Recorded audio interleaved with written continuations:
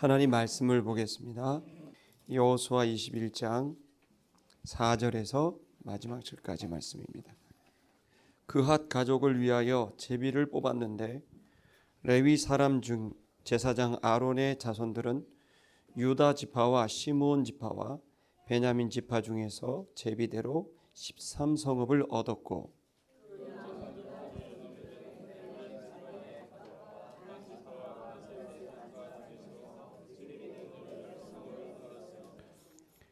게르손 자손들은 이사갈 지파의 가족들과 아셀 지파와 납달리 지파와 바산에 있는 므낫세 반 지파 중에서 제비대로 13성읍을 얻었더라.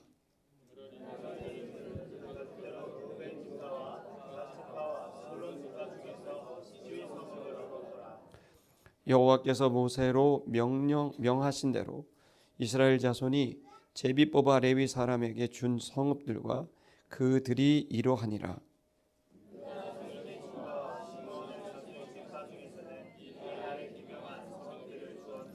레위 자손 중 그핫 가족들에 속한 아론 자손이 첫째로 제비 뽑혔으므로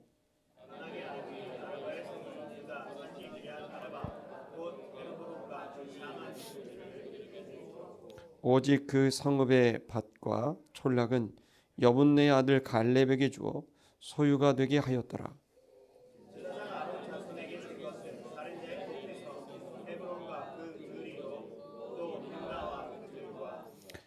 앗딜과 그 들과 에스드모아와 그 들과 아인과 그 들과 유다와 그 들과 베세메스와 그 들이니 이 두 지파에서 9성읍을 내었고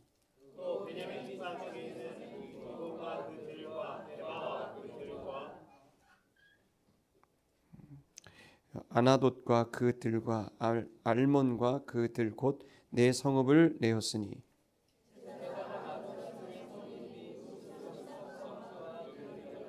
그 남은 레위 사람 그핫 자손의 가족 곧 그핫 자손에게는 제비 뽑아 에브라임 지파 중에서 그 성읍들을 주었으니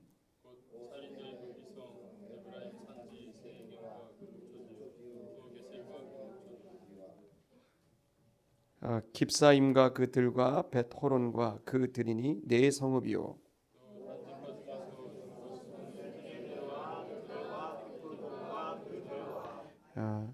아얄론과 그들과 가드 림몬과 그들이니 네 성읍이요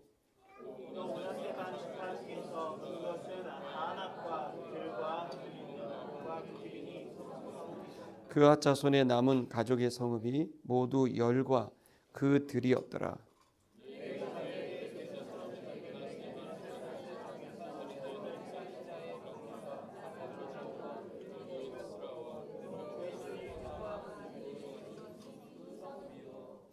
이사갈 지파 중에서는 기시온과 그들과 다브랏과 그들과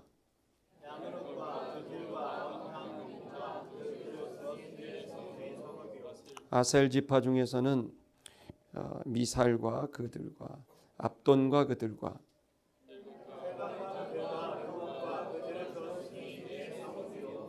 납달리 지파 중에서는 살인자의 도피성 갈릴리 가데스와 그 들을 주었고 또 함못돌과 그 들과 가르단과 그들을 주었으니 세 성읍이라.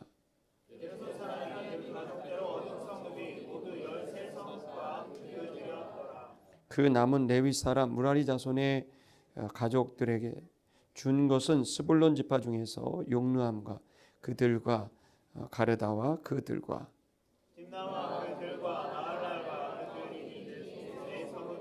루벤 지파 중에서 준 것은 베셀과 그들과 아하스와 그들과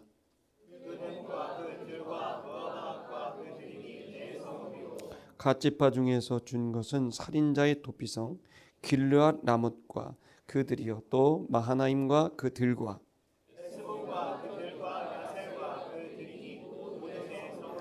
이는 레위 가족의 남은 자 곧 무라리 자손이 그 가족대로 얻은 성읍이니 그 제비 뽑아 얻은 성읍이 12성읍이었더라.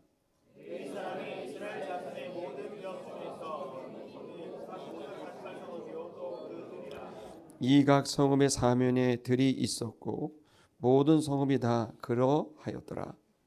여호와께서 이스라엘의 열조에게 맹세하사 주마하신 동상을 이와 같이 이스라엘에 다 뜯었으므로 그들이 그것을 얻어 거기에 거하여 있었으니 여호와께서 그들의 사방에 안식을 주셨으되 그 열조에게 맹세하신 대로 하셨으므로 그 모든 대적이 그들을 당한 자가 하나도 없었으니 이는 여호와께서 그들의 모든 대적을 그들의 손에 붙이셨음이라. 여호와께서 이스라엘 족속에게 말씀하신 선한 일이 하나도 남음이 없이 가능하였더라. 아멘. 너무 길게 했죠. 지난주에 이것이 이제 21장 전체가 하나의 그 의미를 끊을 수 없는 부분입니다. 그리고 그래서 이걸 좀 지난주에 설을 맞아서 이제 설교를 이제 하고 있었는데 일부를 했고 오늘 이어서 그 두 번째 이렇게 시간을 가지려고 합니다. 내용은 이렇습니다. 이 내용은 레위 지파가 땅을 분배받는 내용이에요. 레위 지파가 이제 지난주에 의하면 1절부터 3절까지는 이스라엘 12지파가 땅을 다 분배받았습니다. 그러나 이제 레위 지파는 땅을 분배받지 못했어요.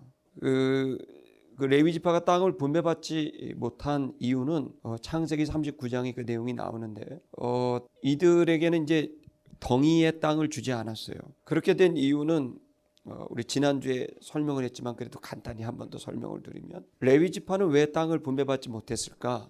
그 내용이 이제 그 창세기 49장에 보시면 6절과 7절에 나와 있는데 5, 6, 7절에 제가 좀 읽겠습니다. 시므온과 레위는 형제요 그들의 칼은 잔해하는 기계로다. 내 호나 그들의 모의에 상관하지 말지어다. 내 영광아 그들의 집회에 참여하지 말지어다. 그들이 그 분노대로 사람을 죽이고 그 혈기대로 소의 발목 힘줄을 끊었음이로다. 그 노염이 혹독하니 저주를 받을 것이요 분기가 맹렬하니 저주를 받을 것이라. 내가 그들을 야곱 중에서 나누며 이스라엘 중에서 흩으리로다. 이렇게 되어 있습니다. 이게 무슨 내용이냐면 레위는 야곱의 12명의 아들 중 한 명이었습니다. 근데 야곱이 죽기 직전에 12명의 아들들을 놓고 이제 기도를 합니다. 그 기도할 때 안타깝게도 시므온과 레위는 형제인데 이 두 사람에 대해서 기도한 내용이 본문의 내용입니다. 기독교는 좋은 얘기만 할 수 있는 건 아닌 것 같아요. 이런 구절을 볼 때마다 그야말로 너무 이렇게 두려운 마음이 듭니다. 자기 자식을 위한 기도인데 이렇게 끔찍한 얘기를 해요. 근데 이유가 뭐냐면 이 시므온과 레위가 한 짓 때문에 그렇습니다. 야곱이 세상을 떠나기 직전까지 그의 마음에 엄청난 상처를 준 사람이 바로 시므온과 레위입니다. 어떤 일이 있었을까요? 이제 모든 그 도망자 신세를 그만두고 하나님이 약속한 대로 많은 복을 주셨습니다. 그래서 자기 고향 형님 집으로 이제 들어오는 길에 그가 출발할 때는 그야말로 거짓 신세로 출발을 했습니다. 그때 베델이라는 곳에서 약속을 했어요. 하나님 나에게 좀 복을 주십시오. 내가 당신께 제단을 쌓고 당신 위해 살겠다고 이제 서원을 한 겁니다. 근데 참 하나님이 약속을 이루어줬어요.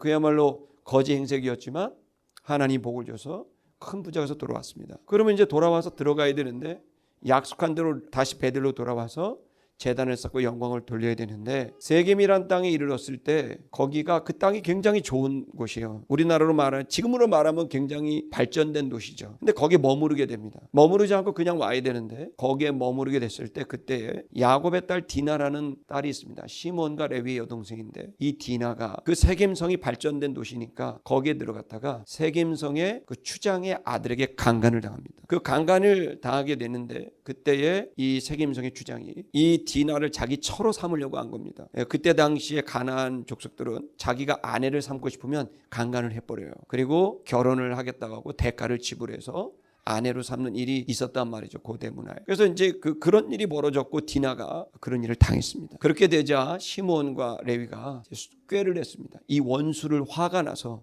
혈기가 일어나서 반드시 그 원수를 갚아야 되겠다. 그래서 한 일이 뭐냐면 아버지를 속이고 모든 사람을 속이고 세겜 사람을 속이고 꾀를 내서 우리 디나를 시집 보낼 수 있는데 조건을 걸어야 됩니다. 아버지. 뭐냐면 세겜에 있는 모든 싸울 수 있는 남자들은 전부 할례를 시켜야 된다. 그 조건을 건 거예요. 그러니까 아버지가 들어보니까 이제 마땅한 얘기고 그래서 할례를 하면 우리 딸 주겠다 이렇게 약속을 하니까 세겜의 추장이 이제 전부 얘기를 해서 세겜성에 있는 남자들이 전부 할례를 받은 겁니다. 그런데 그날 저녁 이 시므온과 레위가 형제들을 분노하게 만들어서 그 고통 중에 있는 세겜에 있는 남자들을 급습을 해서 전부 잡아 죽여버립니다. 그 일이 벌어지게 되니까 그 일로 인해서 야곱이 큰 충격을 받는 거는 이 여호와를 섬기는 이 믿음의 가문에서 거짓말을 할 뿐만 아니라 또 속일 뿐만 아니라 사람을 학살하는 이런 일이 벌어지니까 야곱에게는 크나큰 충격이었던 거예요. 상처가 됐던 거예요. 그래서 그때 이제 이 야곱이 이 레위와 시몬에 대해서 이 표현한 게 그겁니다. 칼은 잔해하는 기계로다. 그러면서 그들이 논의하는 것에 참여하지 말자다. 이들이 혈기를 이기지 못하고 그렇게 못되게 했다는 얘기를 이제 하게 됩니다.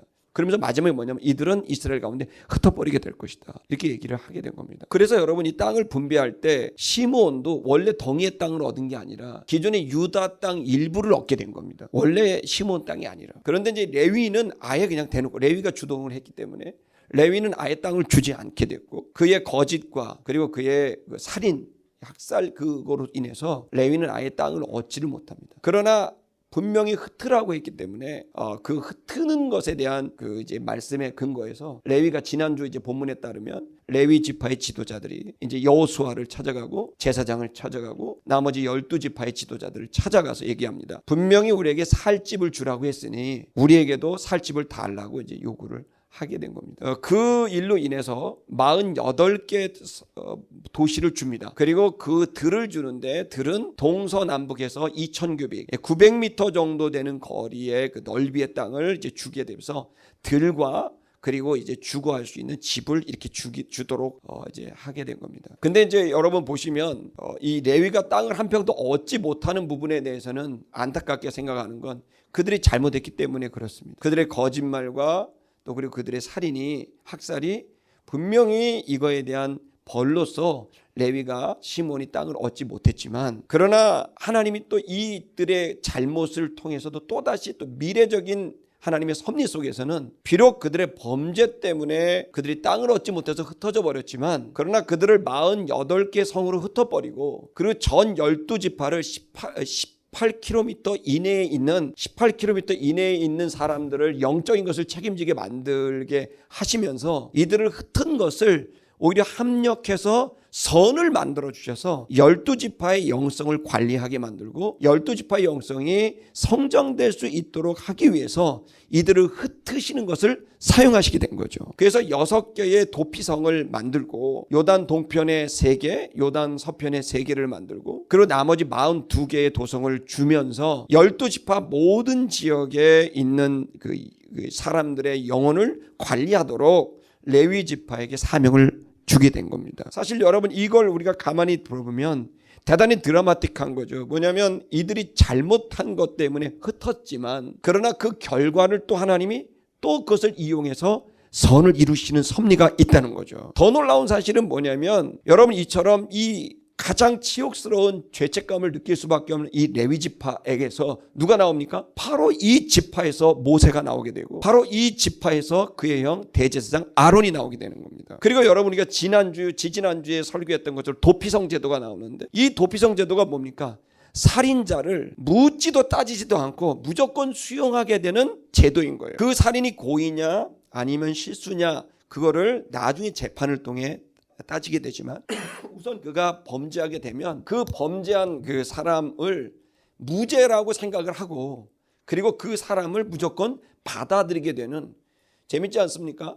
살인자 족속인 레위가 살인자를 수용하게 되는 역할을 감당하게 하는 거예요. 심각한 살인이라는 학살이라는 범죄를 저지른 그들에게 인간에게 가장 큰 죄가 바로 이 살인 아닙니까? 그 가장 심각한 살인죄까지도 다 받아들이고 그 죄를 통해 어떻게 됩니까? 하나님과 화해시키고 그들을 회복시키는 일을 감당하는 게 레위 자손이 하는 일이었던 거죠. 레위 자손이 뭡니까? 레위 자손이 했던 일은 제사 제도를 관할했던 거예요. 성막을 중심으로. 이들은 메신저가 아니에요. 이들은 율법을 선포하는 사람들이 아니고 그들은 어떤 삶을 지도하는 사람이 아니었어요. 이들이 하는 레위 자손이 하는 일은 오로지 한 가지예요. 성막을 중심으로 그리고 또 도피성을 중심으로 48개 그 도시를 중심으로 하나님과의 관계가 망가진 사람들, 범죄하고 실수로 얼룩진 그 사람들에게 이 성막에 나와서 그들의 죄를 태우고 그들의 죄를 씻고 그리고 하나님 앞에 나아가서 그들의 죄를 해결해서 주님과 온전한 관계를 만들게 하기 위한 그 역할을 레위 자손이 하게 한 거죠. 죄를 관할하게 한 거예요. 참 놀랍지 않습니까? 이 범죄한 최악의 범죄자들에게 죄를 관할하게 만드는 이 드라마틱한 일이 이제 이 레위의 스토리 속에 있게 되는 겁니다. 우리는 이제 알아야 됩니다. 하나님께서 우리에게 온전한 삶을 원하시고 우리의 양심이 온전한 삶을 원합니다. 그렇게 원하지 않는 사람은 없을 거예요. 저도 그렇고 여러분도 그렇고. 그러나 우리들이 살아가면서 우리의 모순을 깨닫고 우리의 한계를 깨닫습니다. 그 속에서 우리의 범죄와 실수와 허물들이 다 낱낱이 드러나게 될 때 우리가 정말 기운이 빠지고 내 자신에 대한 죄책감과 실망감이 너무 크게 오게 되는 거죠. 내가 정말 그리스도인이 맞나? 내가 하나님의 사람이 맞나? 이런 고민을 이제 하게 되는 거죠. 자, 그런데 여러분 그렇게 된다 할지라도 우리는 레위를 좀 생각해 볼 필요가 있는 거예요. 비록 그렇게 아버지로부터 저주를 받을 정도의 형편없는 삶을 살았고 평생 씻을 수 없는 죄를 범했지만 그러나 그럼에도 불구하고 하나님이 그 범죄한 사람을 통해 훗날 범죄한 것을 통해 은혜의 하나님의 은총을 이 세상에 나타내 보여주고 있는 이 스토리를 여러분 믿으셔야 됩니다. 우리가 잘 살 수 있고 잘 살기를 원합니다마는 그러나 우리 자신도 모르게 우리 안에 있는 이 파렴치한 우리의 죄성들과 이기성들을 이제 발견합니다. 그리고 내가 너무 모순적인 사람이다. 내 삶이 겉과 속이 다르고 어제와 오늘이 다르다. 내 말과 행동이 다르다고 느끼는 이 모순, 그리고 잘 살고 싶고 온전하고 열심히 하고 싶고 쓰임받고 싶지만 하지 못하는 나의 한계들, 이런 것들을 우리가 이제 직면하게 됩니다. 그러나 그럴 때 우리가 낙심이 되면 우리 어디로 가야 될지, 많은 사람들은 자기 자신에 대해서 실망하게 됐을 때 그야말로 생을 포기하고 그만두고 이제는 뭐 내가 희망이 없다고 생각하는 경우들이 많이 있지만 여러분과 저는 여러분 크리스찬들이라는 생각을 하게 되기를 바랍니다. 여러분 레위가 거기서 스스로 포기했다면 쓰임받지 못했을 거예요. 그러나 레위는 그러한 자기 스스로도 인정할 수 없는, 또 아버지조차도 형제들조차도 인정할 수 없는 그러한 범죄를 저질렀음에도 불구하고 레위가 있었던 건 그냥 그 자리를 지켰던 거예요. 그랬더니 때가 되니까 하나님이 그의 범죄의 결과들이 너무 쓰디쓰지만 오히려 그것을 통해 합력해서 선을 이뤄버리는 거죠. 그 레위 지파에게서 놀랍게 모세라는 인물을 통해 민족의 씻을 수 없는 죄로 빠지게 된 이들에게 민족을 구출하게 되는 인재를 세우게 되고, 아론이라는 대제사장을 통해서 민족 전체의 죄를 해결할 수 있는 그 방식을 또 제한받게도 되고, 여러분 이 레위 지파를 통해서 하나님이 결국에는 지금 우리가 유다 지파와 레위 지파만 남지 않았습니까? 지금 우리가 이제 우리 안에 하나님 앞에서 이들이 범죄자였지만 그러나 하나님 앞에 어떻게 쓰임 받게 됐고 또 이들이 어떻게 됐는지를 오늘 좀 이제 보려고 합니다. 여러분 좀 잠깐 보시면 좀 분량이 많지만 사실 자세히 보면 그렇게 많은 건 아닙니다. 그래서 이 내용을 우리가 한번 좀 살피면서 하나님이 어떻게 우리들을 이렇게 회복하시고 형편없는 나를 어떻게 일으키시는지를 오늘 이 본문을 통해 좀 우리가 그 진리를 깨닫는 시간이 되고 하나님이 그 은총을 주셔서 저와 여러분이 다시 힘을 얻게 되는 시간이 되기를 축복합니다. 우리 한번 좀 본문을 좀 보시겠습니다. 보십시다. 자, 그 레위 지파를 생각하시면 여기에 있는 이제 그 7절까지 내용이 나오는데 여기에서는 이제 3개 지파가 나옵니다. 레위는 아들이 3명이었어요. 게르손, 그핫, 무라리, 이 3명이에요. 그리고 이 3명이 의해서 이제 지파가 또 나오게 됩니다. 이 그 게르손, 그핫, 무라리라는 이 3지파가 레위인을 구성하는 이제 3개 지파가 됩니다. 그들은 각각 역할이 좀 달랐는데요. 어쨌든 먼저 우리가 좀 본문을 보십시다. 그가 제비를 뽑아서 그핫 가족을 위하여 제비를 뽑았다는 거예요. 자, 그핫이에요. 근데 원래 형은 게르손이에요. 근데 왜 그핫이 먼저 나왔을까요? 그핫이 먼저 나온 이유는 이제 한 가지입니다.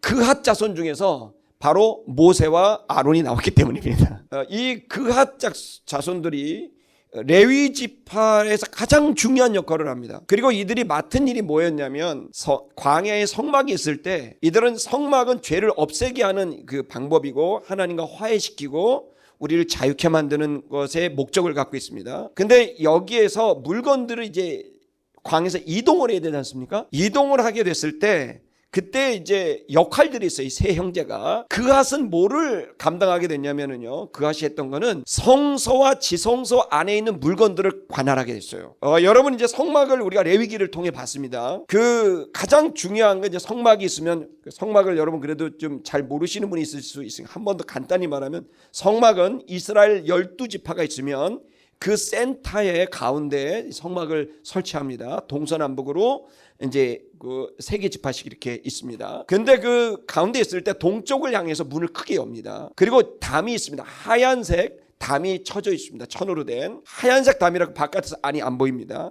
오로지 문으로만 들어와야 안을 볼 수 있습니다. 이게 바로 구원의 문입니다. 그 큰 펜스가 쳐져 있고 가운데 동쪽에 문이 있으니까 그 안에 뭐가 있냐면 텐트가 하나 있습니다. 그 텐트가 바로 성소입니다. 그 텐트에 들어가려면 먼저 들어갈 수 없고, 먼저 불이 하나가 있고 그 뒤에 물이 있습니다. 불은 가지고 온 재물을 태웁니다. 즉 죄를 태우는 것이고, 물은 가지고 온 재물이 죽을 때 흘린 피를 닦아내는, 씻는 겁니다. 그래서 죄를 태우고 씻는 것이에요. 그리고 그 뒤에 텐트가 입구가 있는데, 그 텐트 입구를 열게 되면 성소입니다. 그 성소에는 가운데에는 금향로가 있어서 계속 향기가 올라갑니다.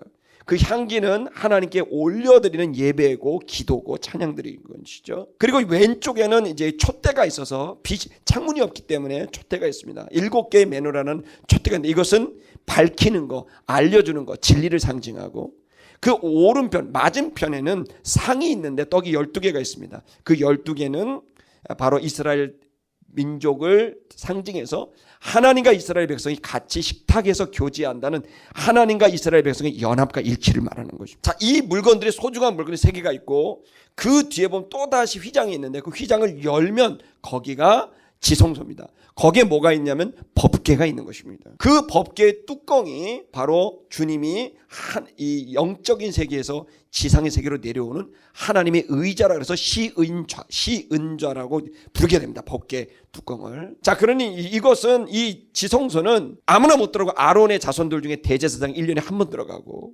성소는 제사장들만 들어갈 수가 있습니다. 자, 그러니까 제사장과 대제사장만 들어갈 수 있는 성소와 지성소의 물건을 누가 관할한다고요? 그핫 자손이 관할해서 이들이 그것을 물건을 싣고 이동을 하는데 맨 앞자리에 섭니다. 이스라엘 백성의 영적인 그들의 공동체의 가장 중요한 정신, 그들의 가장 중요한 가치를 말해주고 있는 것인데, 주님이 앞장서신다라는 의미입니다.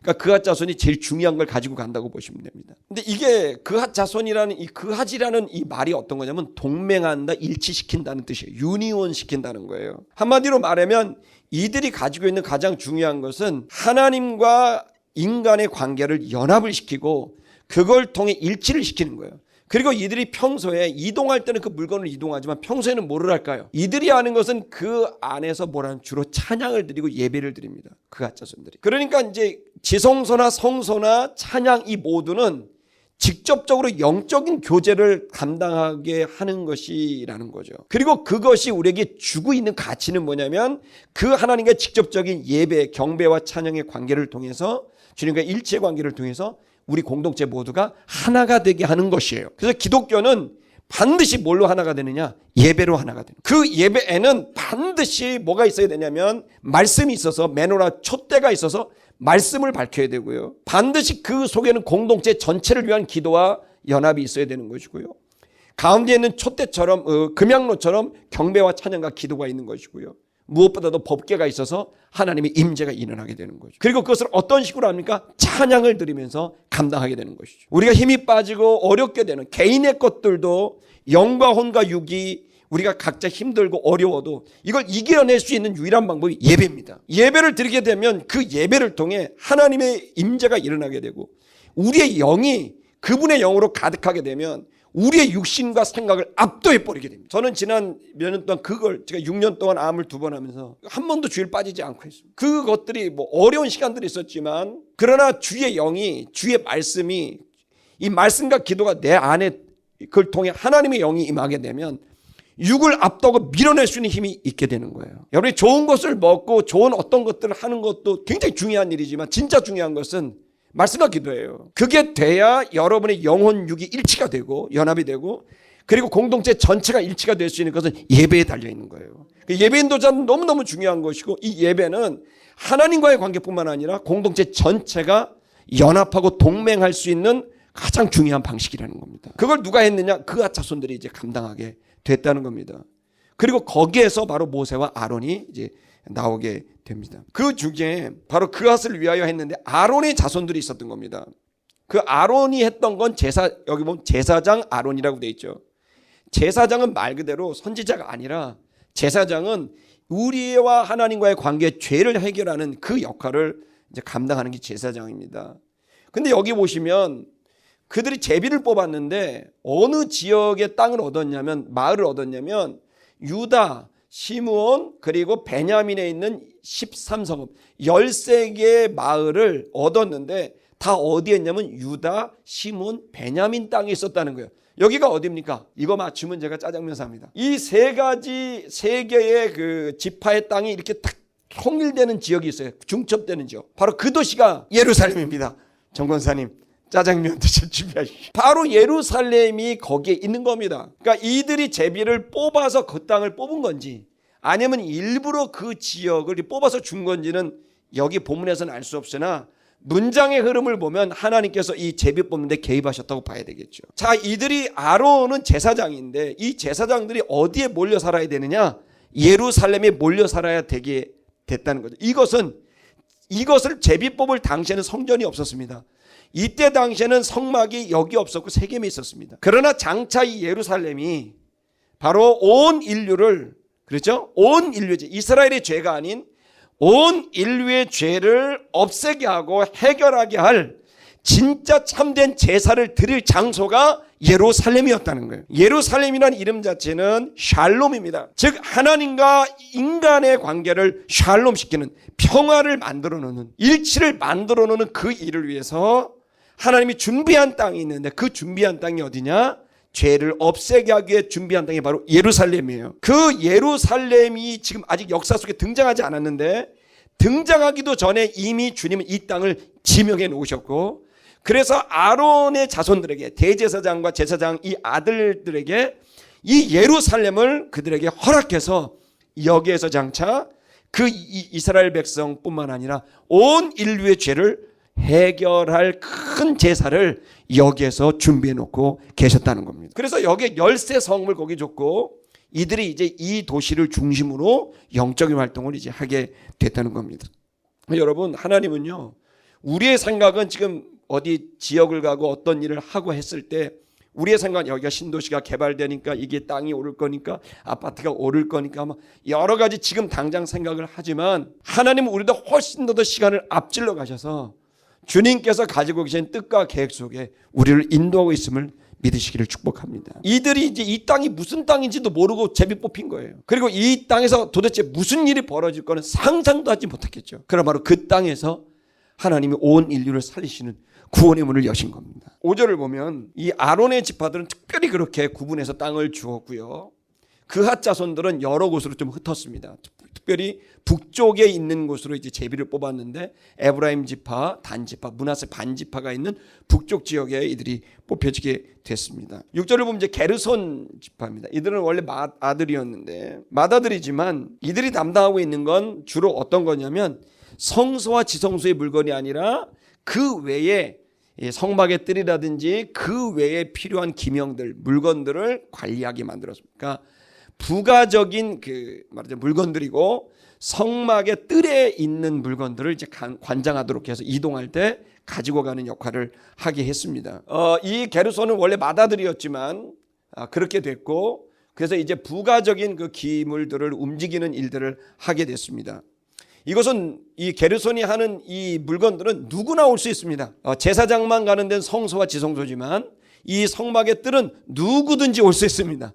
문이 없습니다. 활짝 열려 있습니다. 누구든지 그 속에 들어와서 죄를 태울 수 있고 씻을 수 있게 되는 그 물건들을 이 게르손이 이제 관장하게 되는 건데요. 그 다음에 마지막에 이제 7절을 보게 되면 거기 무라리 족속들이 있습니다. 무라리 지파들은 어떤 걸 하냐면 성막이 움직일 때 주로 이제 널판지라든지 장대라든지 천이라든지 큰 물건들을 주로 움직이는 일들을 하게 되는 겁니다. 그러니까 이제 기둥 같은 하나의 플레임들을 움직이게 되는 거죠. 자 보세요. 그래서 이 세 지파들이 성막이 이동하게 됐을 때 제일 먼저 그앗이 들어가서 지성소와 성소에 있는 물건을 들고 수레에 싣고 이동하게 됩니다. 자, 그리고 그 뒤를 따라서 게르손 지파들 나머지 물건들을 다 들고 수레에 싣고 또 이동합니다. 그리고 마지막으로 무라리 족속들이 이 기둥들, 무거운 널판지라든지 장대라든지 천 같은 것들을 들고 그 뒤를 따라가면 이 레위의 삼형제 지파들이 앞에서 쭉 성막을 들고 따라가면 나머지 12지파가 거기를 졸졸졸졸 쫓아가는 거예요. 그러면서 불기둥, 구름기둥이 인도하는 그 광야 40년의 시간들을 갖고 가나안 땅 정복에도 그 일들이 그렇게 돼서 그 순서대로 이제 움직이게 되게 됩니다. 레위 지파는 분명히 창세기에서는 파렴치한 죄인으로 나오지만 출애굽기와 그리고 또 여기 여호수아에서는 가장 이스라엘 백성들의 영적인 문제, 이 민족의 전쟁의 승패를 좌우하는 가장 선봉에선 영적인 리더들로 나오게 됩니다. 저는 이 드라마틱한 역전이 우리들에게도 있게 되기를 축복합니다. 우리가 하나님 앞에 잘못 살았던 것들은 참 후회되고 내 손을 정말 망치로 찢고 싶고 정말 이게 이렇게 살고 싶지 않은 나의 모순과 한계를 경험하죠. 그러나 그런 여러분에게 그 죄를 합리화하는 게 아니라 그래서 여러분들이 낙심하고 어렵고 어려운 일을 당할 수 있고 처지에 들어갈 수 있지만 여러분의 이 냉랭해 버리고 식어져 버리고 낙심되는 이 마음, 이 상황들은 여러분에게 제가 기쁜 소식을 알립니다. 그게 오히려 여러분의 미래에 하나님이 쓰실 수 있는 중요한 도구가 됩니다. 그럼 이 상황에서 어떻게 쓰임받고 쓰임받지 않았느냐? 저 같으면 레위 지파라고 한다면 난 땅도 못 받고 저주를 받는 그 기도를 받았다면 저 같으면 가출합니다. 그리고 하나님이 무슨 말을 하더라도 상처받은 가인처럼 나는 내 갈 길을 가버리게 되죠. 가인의 후손이 될 거예요. 근데 레위는 그렇지 않았어요. 여러분 우리가 출애굽기서와 레위기서 이것을 쫙 봤습니다. 레위는 그러한 파렴치한 죄인이지만 가장 중요한 일을 맡게 됐어요. 그것은 이 백성의 죄를 위한 중보하는 일이고 이 백성의 죄를 씻는 일이었던 거예요. 그들이 그럼에도 불구하고 제가 죄책감에 가득한 족속임에도 불구하고 하나님 이 기회를 줬을 때 이 사명을 충성을 다해서 감당하게 된 거죠. 오늘 설교의 제목이 그렇습니다. 순종하면 이루어지게 된다는 거예요. 성취가 된다는 것이죠. 우리가 할 수 있는 일이 그리 많이 없을 수도 있습니다. 레위 지파가 했던 일이 별 일이 없을 수도 있죠. 그러나 하나님 앞에서 우리가 쓰임받을 수 있는 건 그냥 주님께 순종하는 거예요. 하나님이 일하실 줄로 믿습니다. 4절에서부터 8절까지는 바로 이 세 지파에 대한 얘기가 쭉 나오고 그들이 어떤 역할을 했고 또 그들이 얼마나 중요한 일을 감당하고 있는가를 이제 여러분에게 나눴습니다. 그리고 이제 9절에서부터 42절까지는요. 그 48개 도성이 어떤 지파에서 어떤 도시가 나갔는가를 쭉 나오고 있어요. 그건 여러분 집에 가서 그냥 보시면 됩니다. 할렐루야. 그거는 그냥 똑같은 얘기가 나옵니다. 48개입니다. 정확히 도시가 48개고 그 48개 중에 6개는 도피성입니다. 그래서 이게 중복되는 것도 있고 그래서 48개가 42절까지 이제 쭉 이루어지게 됩니다. 자, 그래서 원래 여호수아가 이 48개를 주기로 했습니다. 그래서 이스라엘 백성들이 12지파가 그 도성을 다 내어줬죠. 그랬더니 어떤 일이 벌어졌는지 우리 43절로 훌쩍 뛰어넘어갈까요? 43절을 보면 거기에 여호와께서 이와 같이 이스라엘에게 주셨다. 이스라엘 열조에게 주겠다고 주마 약속했던 것들을 전부 주셨다라고 기록하고 있습니다. 자, 여러분 12지파에게 땅을 다 나눠줬습니다. 그리고 약속한 대로 레위 지파에게 48개 도성을 또 나눠줬습니다. 이제 완벽하게 모든 도시, 모든 이제 국가가 이제 시스템이 이제 다 완성이 된 겁니다. 하나님이 약속한 대로 그들의 열조, 그들의 조상들에게 약속한 것을 그대로 이루어줬다는 거죠. 여러분, 우리가 이 역사의 계대가 이어지는 것을 좀 생각하십시다. 아멘. 우리 당대에 하지 못해도 우리 후배들이, 우리 자녀들이 그것을 성취할 수도 있습니다. 내 마음엔 이것을 하고 싶지만 하나님이 허락하지 않으면 못하는 겁니다. 우리가 아무리 어떤 것이 분명히 당위성이 있고 꼭 해야만 하는 일이고 마땅히 해야 되는 일이지만 그렇다고 해서 우리가 한다고 해서 다 되는 건 아닙니다. 한계가 늘 있습니다. 그것도 하나님께 맡겨드려야 됩니다. 못할 때는 못하는 거예요. 하나님이 허락해야 하는 거죠. 동시에 우리 선배들이 못했던 것들을 하기를 원했지만 못했던 것들이 우리에게 올 수 있습니다. 분명한 사실은 우리가 분명히 남북이 분열이 지금 단절이 됐습니다. 이 문제는 우리가 감당해야 될 문제입니다. 아멘 하십시오. 여러분이 먹고 사는 문제가 중요하고 또 여러분의 자녀들의 교육의 문제라든지 여러분이 인생의 나머지 살아가는 일이 중요하지만 아름다운 교회 성도 여러분, 여러분들은 하나님의 자녀들입니다. 그리고 여러분은 무명한 사람들이고 여러분들을 누가 알아주지 않아도 여러분들은 나라와 민족을 위해 품고 기도하는 민족을 품은 사람들인 줄 저는 믿습니다. 그렇다고 한다면 여러분의 기도에 절대 빠져서는 안 되는 것이 있습니다. 그게 무엇인가 하면 바로 북한에 있는 우리의 동포들이 자유함을 얻고 예수 믿고 구원받을 수 있는 그 문이 열리기를 위해서 기도하셔야 됩니다. 그 남북의 통일의 이 문제, 복음 통일에 대한 이 문제는 경제적인 접근이나 또 혹은 어떤 이데올로기적인 접근이 아닙니다. 누군가 저에게 왜 이렇게 통일하고 북한이 빨리 가야 된다고 얘기를 하느냐 저한테 물어요. 이유는 한 가지입니다. 북한에 있는 동포들이 예수 믿고 구원 얻을 수 있는 자유가 없어요. 73년 동안 저렇게 막혀진 국가가 없단 말이에요.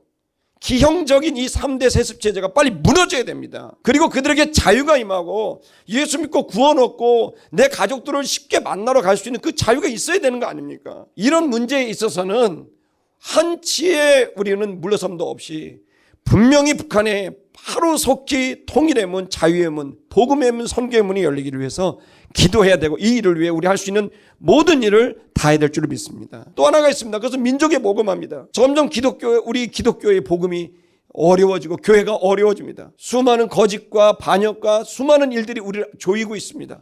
우리의 무능도 있고 우리의 모순된 잘못된 죄악들도 있습니다. 하지만 그럼에도 불구하고 우리는 사명을 갖는 건 민족이 주님께로 돌아오는 복음 왕국이 와야 되는 줄 믿습니다. 이건 우리가 또 감당해야 되고 몸부림쳐야 될 문제입니다. 여러분 말씀과 기도하세요. 그래서 전도와 선교를 이루세요. 전도와 선교를 못 이루는 이는 말씀을 보지 않고 기도하지 않기 때문입니다. 목사도 선교사도 별 수 없습니다. 성경 안 보면 세상 사람과 똑같은 생각합니다. 목사도 선교사도 똑같습니다. 말씀 보지 않고 기도 안 하면 똑같이 그 속에 그냥 무너집니다. 세상 사람과 똑같습니다. 아니 오히려 더 악해질 수도 있어요. 성도 여러분, 여러분은 하나님의 자녀들이고 여러분은 크리스천들이고 예수를 쫓는 사람들입니다. 우리들이 살 길은 오직 말씀과 기도로 우리 자신이 거룩해지고 주님 앞에 올려가는 수밖에 없습니다. 지금은 저절로 은혜받는 시대가 아닙니다. 가만히 있어 보세요. 수많은 것들이 여러분을 옥죄할 것이고 여러분을 계속 오염시킬 겁니다. 그대로 방치되면 세상 사람과 똑같은 것 앞에 갈등하면 힘없는 경건의 모양은 있으나 능력이 없는 사가 될 수 있습니다. 여러분이 살 길은, 제가 살 길은 말씀 봐야 됩니다. 낙심되고 어려운 사람들한테 대안이 뭡니까? 저는 제가 아무리 좋은 상담을 하고 아무리 좋은 설교도 소용없습니다. 여러분이 성경을 읽어야 됩니다. 성경을 한 달만 읽어보세요. 여러분의 생각이 바뀝니다. 마음이 바뀝니다. 여러분 제가 기도를 해보니까 1시간 정도면 교회 교인들 이름 불러놓고 하면 1시간 정도 하는데 1시간 갖고도 모자랍니다. 기도할 거리가 많아요. 2시간 이상 기도해야 돼요. 성도 이름 하나 이 앞에서 첫까지 쭉 읽어놓으면 1시간이 좀 넘어요. 그거 갖고 안 돼. 난 내 자식도 위해서 기도해야 되고 통일을 위해 기도해야 되고 할 게 얼마나 많은지 몰라요. 여러분과 제가 지금 우리 다시 생각해야 돼요. 2월달 벌써 1월 나갔습니다. 여러분이 어떻게 살아날 수 있습니까? 여러분의 건강을 어떻게 이기고 여러분의 무력감을 어떻게 이기고 여러분의 건강을 어떻게 이깁니까? 주의 성령이 임해야 되는 것입니다. 말씀이 들어와야 생각이 바뀝니다. 은혜를 받아야 내 마음이 바뀝니다. 다른 길이 없습니다. 주님께로부터 공급받아야 되는 거예요. 그게 없으면 살 방법이 없다는 걸 알아야 됩니다. 아름다운 게 성도 여러분, 2월 며칠 안 되는데요. 이 기간 안에 여러분 하루에 1시간씩 여러분 2시간씩 기도하고 말씀 보는 거 왜 못합니까? 드라마 1시간 2시간씩 보는데 얼마든지 할 수 있어요. 그리고 결단해야 됩니다. 그래서 힘 있는 그리스도인이 돼야 됩니다. 세파에 흔들리고 감정에 흔들리고 아는 성도가 아니라 여러분의 몸이 어려워도 마음이 어려워도 환경이 어려워도 주님께서 주시는 진리로 살고 주님께서 주시는 은혜로 사는 은혜와 진리가 충만한 그런 성도가 돼야 됩니다. 주님이 분명히 우리에게 우리 열조에게 약속하신 민족복음화 통일한국 선교한국을 감당하는 그날이 올 텐데 그러려면 내가 준비해야 됩니다. 내가 깨어 있어야 되는 것입니다. 좀 더 보시면 그들이 그것을 얻었습니다. 주님이 주시니까 얻게 된 거죠. 그리고 그들이 거기에 거하게 됐습니다. 거기서 살게 됐습니다. 자, 여호와께서 그들에게 안식을 주셨다 이렇게 되어 있습니다. 여기 누아그는요, 누아는 숨을 쉬게 됐다라는 뜻입니다. 안식은 보통 샤바트라 해서 쉰다 그러는데 여기서는 쉰다는 의미가 아니라 숨을 쉴 수 있도록 평안한 상태를 줬다라는 의미입니다. 자, 그들에게 약속한 대로 하셔서 그들이 여호와께서 안식을 주셨다. 여러분 근데 여기서 가장 중요한 것은 주어를 수식하고 있는 겁니다. 그들의 여호와께서라고 하는 표현입니다. 아주 독특합니다. 우리가 히브리어 문장을 보지만 저런 식의 문장이 많이 없습니다. 그들의 여호와였기 때문에 자, 그들이 안식, 숨을 쉬고 평안할 수 있고 힘을 얻을 수 있었던 건 뭡니까? 그들은 여호와를 그들의 하나님으로 여기었기 때문에 그들이 숨을 쉴 수 있었다는 거야. 다른 말로 말하면 숨을 못 쉬는 건 여호와를 그들의 하나님으로 여기고 있지 않기 때문이라는 거죠. 여러분, 하나님이 여러분의 하나님입니까? 지금 느껴야 되는 겁니다. 우리의 하나님 맞습니까? 나의 하나님 맞습니까? 나의 하나님이 맞다면, 나의 하나님을 여긴다면 그것을 인식하는 순간 나는 숨을 쉴 수 있게 되는 거예요. 근데 그 하나님이 나의 하나님이 아니라 그냥 하나님에 대한 아는 지식이냐, 하나님이 지금 나와 함께 있는 것이냐는 건 전혀 다른 문제인 거죠. 여러분, 우리의 삶이 숨쉬기가 어려울 정도로 빡빡합니다. 압력이 너무 셉니다. 물론 그것이 우리를 연단하는 좋은 과정일 수 있지만, 그러나 우리도 살아야 되잖아요. 아멘. 그래도 살아야죠. 숨 못 쉴 정도로 답답하고 숨이 안 쉬어지니까 맨날 약만 먹을 거예요? 안 된단 말이에요. 맨날 어디 여행만 다닐 거예요? 맨날 어디 카페만 갈 거예요? 안 된다고요. 그런 걸로 되지가 않아요. 어떻게 해야 될까요? 주님을 다시 붙들어야 돼요. 그들의 여호와였기 때문에 그들이 안식을 누릴 수 있었다는 거예요. 나의 여호와, 나의 하나님, 그걸 다시 붙들어야 돼요. 여러분, 우리가 이 2월 달에 정말 다시 한번 결단하고, 여러분 2시간 이상씩 기도하고 10장 이상씩 성경 보십시다. 할렐루야. 좀 줄일까요? 그럼 4장씩 보시고 1시간씩 기도합시다. 아이, 모르겠다. 제가 단언하는데 한 달만 그려보세요. 이 중에 숨을 못 쉬겠는 사람이 없을 것이고, 이 중에 낙심한 사람이 없을 겁니다. 놀라운 건 말씀과 기도를 그 통로를 통해 우리에게 은혜가 공급됩니다. 그거 안 하시면 방법 없습니다. 그 어떤 것들로도 안 됩니다. 오직 말씀과 기도로 여러분과 전도와 선교의 삶이 성취된다는 걸 믿으셔야 됩니다. 자, 그래서 그랬더니 어떻게 됩니까? 그들의 하나님이니까 그들의 대적, 모든 대적이 하나도 없다. 그들을 당할 자가 없게 됐다. 완전히 그들이 하나님을 붙들게 되니까, 순종하게 되니까 그들을 당할 자가 없게 되었고, 여호와께서는 그 모든 그들의 그 대적들을 그들의 손에서 다 그들의 손이 붙여버리게 돼서 그들이 승리하게 됐다는 겁니다. 아멘. 자, 그래서 하나도 남김이 없이 모든 선한 일이, 여호와의 말씀하신 것들이, 이스라엘의 자손에게 한 것들이 전부 응하게 됐다, 이렇게 되어 있습니다. 얼마나 감격적입니까? 할렐루야. 근데 여러분, 이 성경 구절을 우리가 읽을 때마다, 여호수아를 읽을 때마다 그 다음 성경이 뭐죠? 여호수아 다음이 사사기입니다. 근데 여러분, 이렇게 48개 도성을 주라고 했더니 여호수아가 살아있을 땐 다 좋습니다. 그러나 여호수아가 나이 들어 죽게 되자 바로 몇 년이 안 돼서 돌아가십니다.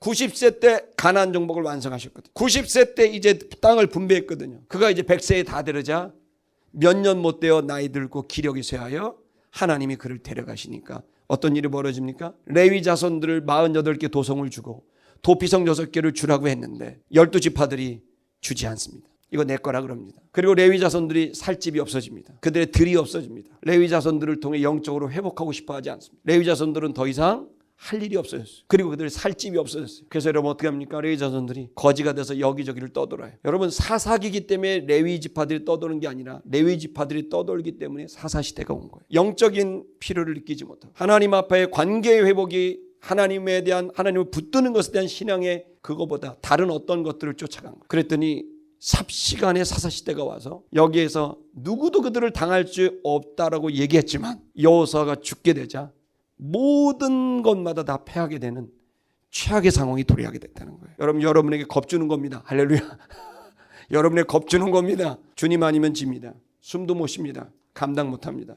그러나 주님을 붙들면 감당할 수 있다고 저는 단언합니다. 하나님께서 우리들에게 어떻게 인도하실지 저는 여러분과 제가 다시 한번 하나님을 붙들어서 여러분 앞에 누구도 당할 자가 없는 여러분의 내적인 단단함과 여러분의 삶의 단단함이 성취되어지게 하시기를 저는 기대합니다.